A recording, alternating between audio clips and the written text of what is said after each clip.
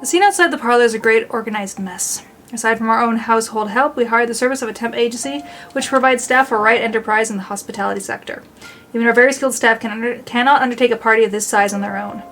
Waiters, busboys, hostesses, and their staff captains move about the droves, carrying crockery and serveware good for several dozen people and then some. Chefs and bartenders tail after Johans, looking like scared little children as he escorts them through the kitchen and into the wine cellar. To peruse the stock, to select what can be served at the party and what can be used for cooking. Well, we have a lot to do, and I believe we did not hire snails.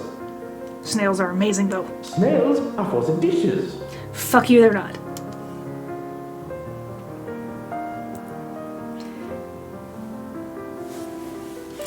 A string quartet readies up to play for the evening, turning their instruments as they will, the air with idle chatter.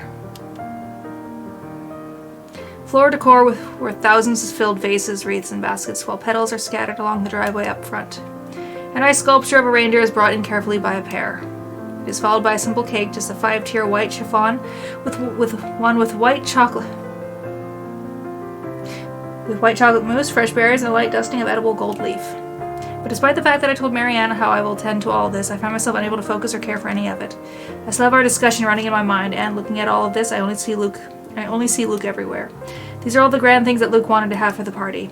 I had wanted a small, elegant, and simple gathering, with only a select few invited, namely the people who I would actually trust to enter my home. I did not want any bloody politicians or paparazzi, or no matter how used to them I am. At least be here for your party. Damn it, Luke. The entire thing screamed Luke Wright, and I can't help but add another question to my growing list of queries. When did I lose myself? It's always about him nowadays, isn't it? What about Hannah Wright? Or Hannah? What about Hannah Evans? I used to be my own woman, who made her own name, her own career, and her own decisions. Sure, I was already the social butterfly that I still am today, but I wasn't all empty, shallow gossip and sitting pretty. I was also lauded for my knowledge and talent. Finance manager wasn't just handed to me just because my father owned the company. I had insisted I start at the bottom so I could work my way to the top and prove myself. And I did. I worked numbers, managed budgets, money and accounts, analyzing the competition and market trends. There was the calculation of financial risk, cost reduction opportunities, auditor, liaison and public relations, supervision of staff, and, well, I generally had a huge slew of responsibilities. Admittedly, I was already quite the attention seeker even back then, having dedicated most of my youth craving for my parents' approval. Failing that, I turned to others, looking for praise from anyone who would give it, however fleeting it all was. And Luke, oh Luke, the way he looked at me, the way he watched me and took it in genuine interest. He had me disgustingly obsessed since day one, hasn't he? He saw me for me, Hannah Evans, with both my faults and my achievements. The man didn't treat me like some damsel in distress or some prize to be won. I remember the nights before we were married where we talked about everything and anything. From big things like business, society, and philosophy to things such as what we would had for breakfast or whether we liked cats or dogs more. We both prefer dogs. Nowadays, I'm just Luke Wright's wife. It's mostly my fault, isn't it? They told me that husbands prefer wives who are docile and subordinate. A woman who's always be there for them, yet would never outshine him in all aspects except beauty. A wife needs to be at home and attend to his needs, to have children to take care of them in his absence. They said I have no business working anymore after I was married.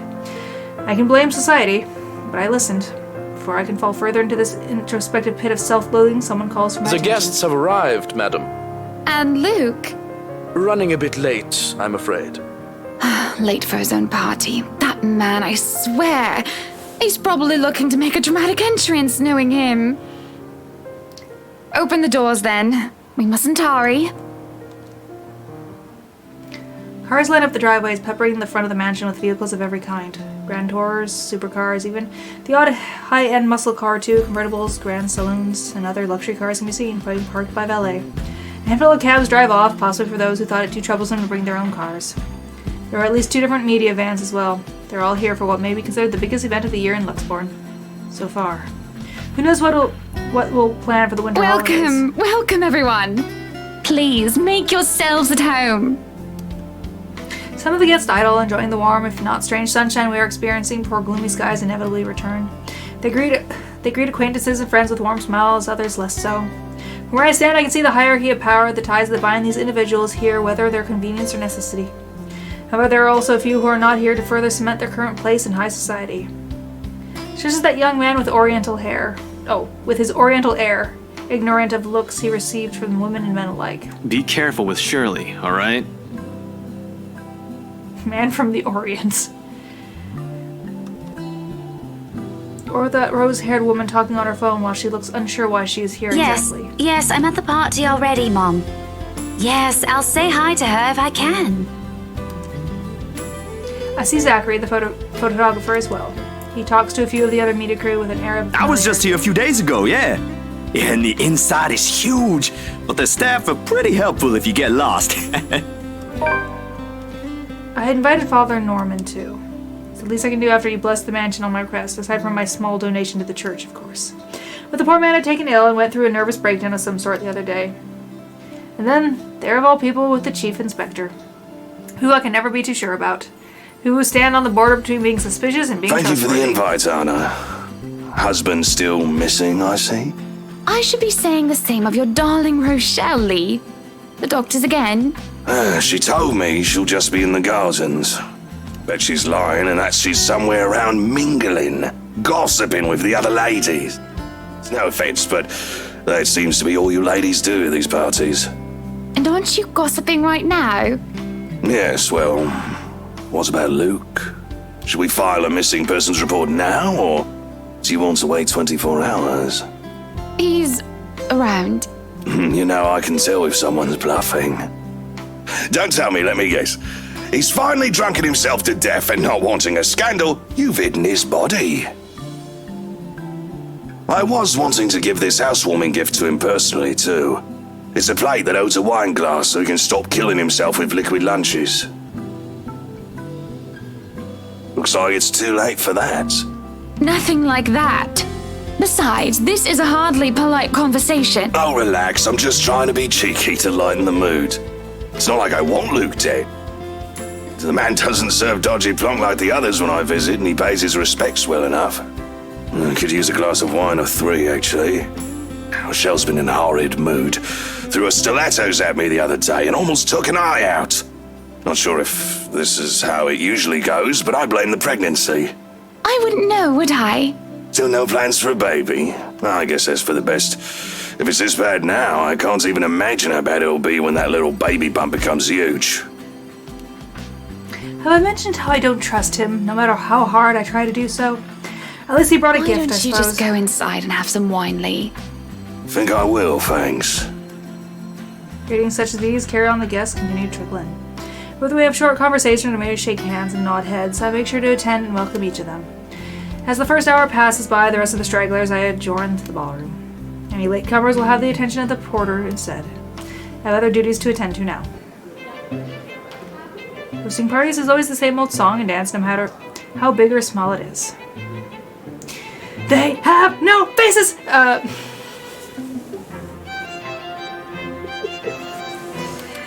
You make sure our guests are well fed, have good company, you have them generally enjoy themselves. So when my opening remarks are done, when the band has started to play and the guests have started eating, I find myself wandering around aimlessly unless I am pulled aside. For a while I stay with a small group and entertain them before excusing myself. When they're not anymore watching me, I end up watching them. When they don't listen, I do. The local banker is having trouble with his daughter. He wishes to marry her off, but she wants nothing more but to make music. One of our hotel managers worry about the stolen belongings of one of his patrons, a failing in security which should be brought up to a higher authority soon. Our mayor, well, his cat died. Then there's that rose-haired woman once again. Start not to notice her with her distinctive locks.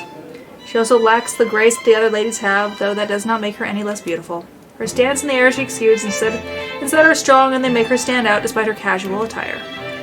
Many men have already given her their attention, though each invitation dance has been turned down.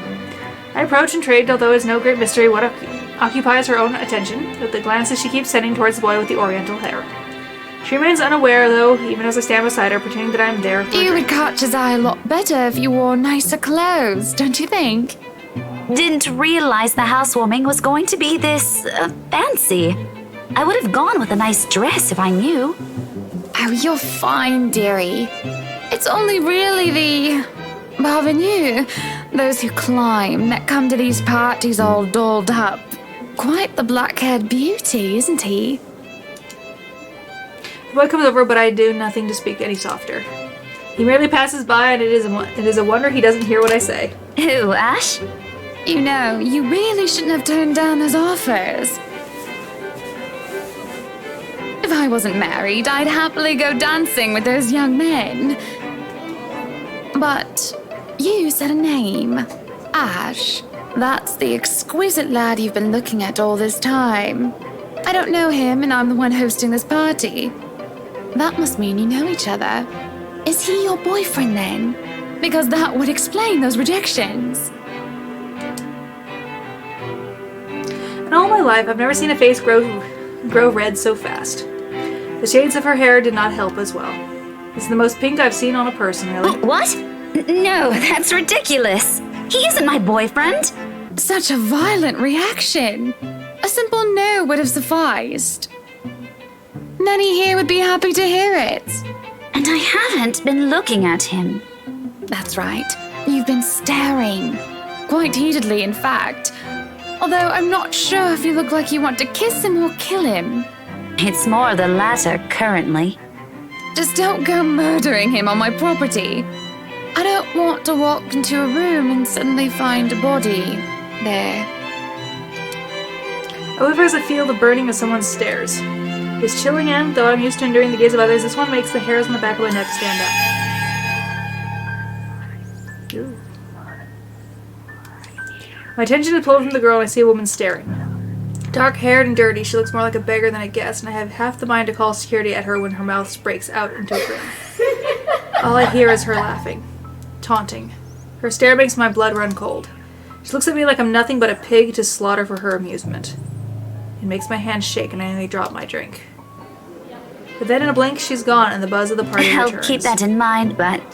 Are you alright? Yes, sorry. I just thought I saw something strange. It must be the trick of the light. Anyway, on a right, as you must already know. Rebecca Gales. Gales. The name is familiar, like a fond memory. I recall a kind lady, a private tutor, who treated me like her own daughter when I was young. She'd even bring me food when there was no need to do so, usually stovies, which I honestly hadn't been too keen about, though I ate them nonetheless because she brought them Oh, for the me. professor! And your little Becky! My parents couldn't make it since they're in Scotland right now. And Mom says hi, by the way. But yeah, that's me. Little Becky. We met once before. Yes, oh, I remember you! You were the cutest little thing with glasses! Why is my camera just having a moment?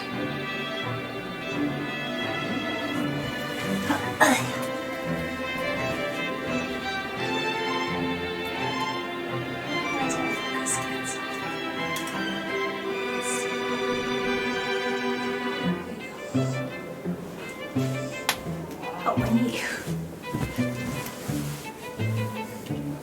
Okay. Maybe that fixed it, maybe that didn't. The fun of moving and having to reset up all your shit. You never know what's gonna work and what's not. And when we met, you were having boy troubles with this lad called something with an A. What was it again? Aaron, Alan, Adele, Albert, Alexander. The more I list of things, the more red and the more quiet Becky gets. She starts to look a bit miserable as her body language shows discomfort and stiffness. Perhaps I've triggered a horrid childhood memory. Surely I hadn't been mean when she visited with her mother. I don't quite remember all of it. Ashton! Ash! That man is that boy! The same one. Oh, goodness me, after all these years! I can see why, though. He's quite dashing. You don't really need to announce it to everyone within earshot, you know? Keep it down. I'm so sorry, but it really is cute. And a tad bit sad. So, this is a nice party, Miss Wright. Please, Hannah is fine. We're friends of a sort, aren't we? We must be friends, seeing as I know about your little infatuation, Becky. Don't you worry, dearie. You'll have your happy ending yet. I'm not too concerned about that, am I? That's not what I'm looking for. Oh? And what makes you think that? Doesn't everybody want their happy ending? The idea of happy endings sounds like they're just for fairy tales. And they are, sorta. I don't think you can just sit around, trapped in some tower and hope for the best. If you love them, you have to fight for it, right? You're not just going to sit there and hope that everything will just fix itself on its own. Like everything, you have to work at it. But what do I know? There was a grimace, although she starts to relax around my presence. How long has it been since we met as children? Certainly a long time. She was tiny back then, if I I'm recall sure the correctly. daughter of the two greatest professors I've ever known is smart enough to know what she's talking about. But have you told him how you feel? And it's been what? 20 years? 17, actually. But no, not yet. He can be a bit dense. I was hoping that maybe he'd notice on his own and... Well, that won't do. What if you two become husband and wife?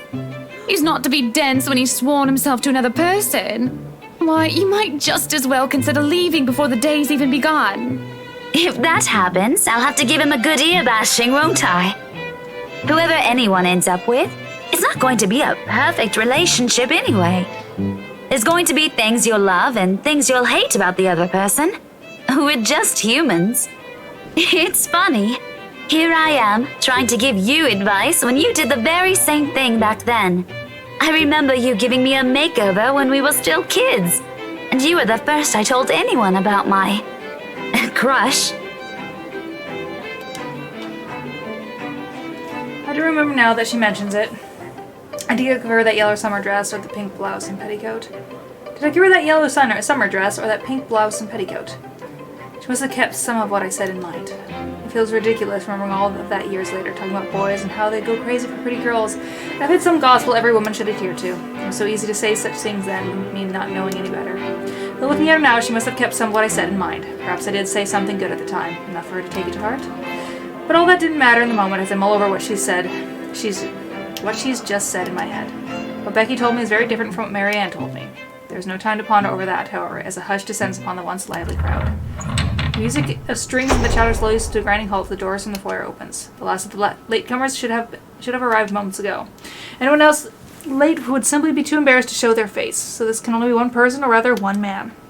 There's the one man who has the audacity enough to arrive on his own party. Good so late. evening, ladies and gents. Enjoying the party. I hope I'm not too late in welcoming you all to the right mansion. Unlike I, who raised in the spotlight and suddenly grew used to its presence, he sought it out at every chance he could, even when there was no spotlight that shone. And I'll never put it against him when he smiles like that. He did so quite brilliantly under the scrutiny when he channels his own showmanship. You can tell by the way people's eyes light up as he speaks, how they listen enraptured even if all he's doing is a simple greeting. Little wave of his hand here, a little smile there, and a bit of swagger. I always tell him that if it's not to be a businessman, he'll do well as an entertainer. I love this side of him, especially when he looks at me, and he beckons me over to humbly share his place. Not a single second is wasted. I excuse myself from Becky's side and make my way to Welcome, Luke's. one and all, to our humble abode. Tonight, if you have yet to find yourself in your roles, you are our ladies and lords of the court of your king and queen, if you would excuse my presumptuousness. So, enjoy the feast that has been laid out for your senses as we only allowed the best to be served. Enjoy the rest of your night, everyone! With a round of applause, cheers, and even some Luke's. Guests approach us left and right, shake Luke's hand, and greet him personally, praises on their lips. It's because of this that I do not see her. I do not see her until she is dangerously close, with fury in her eyes, and she's already spitting venom. Johannes restrains her, taking care not to unnecessarily harm the pregnant woman. But that does little to deter her rage, and the man has no choice but to let her go, lest the unborn child is hurt. Though it might be too late for that reason, as I see an emptied glass of wine in her hand. How much has she imbibed? Are you feeling ill, Rochelle? Perhaps you need to sit down and... No! Shut it, you munter! I ain't talking to you! I'm talking to this scumbag over here! You bloody bastard standing there with your smarmy smile! She interrupts me, jabbing her finger in my direction before she rounds on Luke. Even as whispers and murmurs break out amongst the guests, all I can focus on is the heat of the moment. Obviously intoxicated, judging by the smell of alcohol in her breath. I'm not ticked off about this little display of hers, at least not yet. But I'm absolutely pissed by the fact that she'd endanger her own baby by drinking. There is a considerable amount of restraint and grace that I must exercise while I wait for her tantrum to subside. I keep a patient, if tight, smile on my face. Luke's expression, on the other hand, is indecipherable. Watch your tongue! You're on thin ice, Rochelle. Where's your husband? Who even invited you? I did. And I told you with great emphasis not to. Now we have a drunk, hormonal, pregnant woman causing a stir. What is even going on? I'm just about to ask the exact I don't same know. thing. But Rochelle, do calm down before you hurt yourself. I can't understand a word you're saying. Where is that husband of yours? Lee! Collect your wife right now! Don't you fucking talk like I'm not here and you're not responsible, you ass! You told me that I should wait for you in the gardens! Excuse me. What is this nonsense you're going on about? Crazy talk! That's all it is! Just completely and utterly mad! Has anyone seen the Chief Inspector? I am pregnant with your little bastard! You promised me you'll take responsibility. God damn it, Luke! I finally got you to talk to me after months of silence, and you do this to me! What? What do you mean you're pregnant with? Luke, is this true? Lies and slander, woman! Security! Johans, take her out of here before she makes an even bigger fool of herself! No, you do not do this to me! I was so ready to leave my stupid oaf of a husband. I told you to leave that damn wife of yours. Look at her. Does she look like she wants a baby? Does she look like she could take care of a baby? It is now that Johans returns with security along with the concerned-looking Officer Lee. They surround her and move to escort the hysterical woman.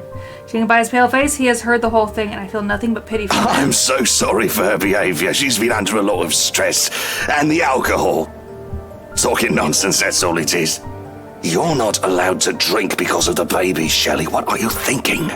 Nothing to see here, people. Move along. Is there really nothing here but the rambling of a drunk? Yes, that's right. There's no way that what Rochelle says is the truth. What she says doesn't match up. I know Luke.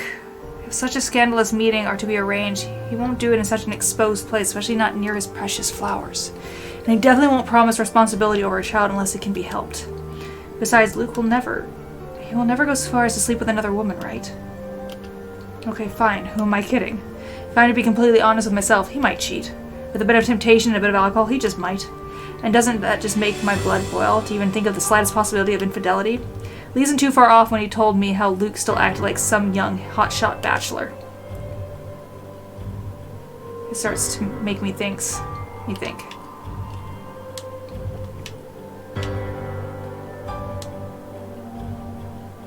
Oh, I'm pushing the wrong button to turn on my controller. I don't like him, so maybe Marianne had a point. If I am frustrated, if I am unhappy, maybe a break is needed. Some time apart might be just what the doctor ordered. Time apart to clear our heads and to think for ourselves, or for myself to be exact, because looking at this mess before me just brings me nothing but distress. I feel a bit nauseous actually now that I think about it. Luke's too busy making a scene to notice, and a concerned Becky pulls me to the side. She looks as disturbed as I am with this sudden turn of events. Probably not a big fan of drama. Definitely not used to it at any rate. Not surprising as her parents were lovely yet simple people. Hey! I figured you could use the save. You looked like you weren't doing too hot back there. We've got some dropping frame length. So...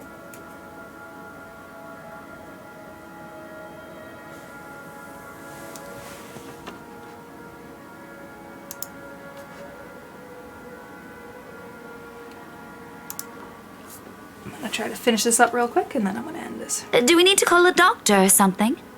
Oh no, I'll just be needing some fresh air, that's all. Some help getting out of here would be much appreciated. Sure, that won't be a problem. I wanted to get away from this drama too anyway. Hey, Zachary! Hey, Zach! At the mention of it, I can't help but seek him out in the crowd as he makes his way over. They know each other. This is a real oh, hey, Miss Wright.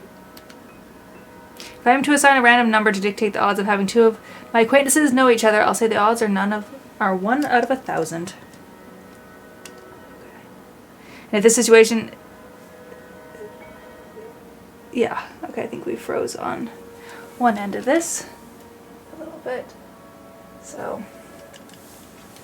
And this is of any situation I would have been suspicious. It isn't completely obvious that the two random strangers have met on a separate occasion to know each other, and what will be a complete random happenstance. It's just that it's been faked before to try and dupe me because of who I am and who I'm married to. Right now, coincidence or not, I'm just grateful for the help. As long as this doesn't turn out to be a kidnapping. Hello, anyway. Zachary. I told you to call me I'm Hana. gonna just. Did I not? Yeah, you did. So this is what you called me for. We gonna get Hana out of here? I can see that they're friends. Not terribly close ones, but friends That'd be nonetheless. great. They'd be quick work of getting us through the crowd. The people part because Zachary broad-billed, even if they want to approach me. If that is enough, Becky pointed glares keep them at bay. And with that, I'm going to save. Oops. Did we get out to the hall? Yeah. Eviction. Okay. I didn't mean to do that, but. Okay, I can do that. Okay. So save. Okay. I'm gonna stop there because we keep having. Then bring this back up real quick because I forget that when I end the stream, it also ends the recording that I'm taking on my own end. So that's all for tonight, and I'm going to go edit this up and see how bad this frame and figure out what's going on because I feel like my computer might need a full reset. I also just need a new computer. Okay. So yeah.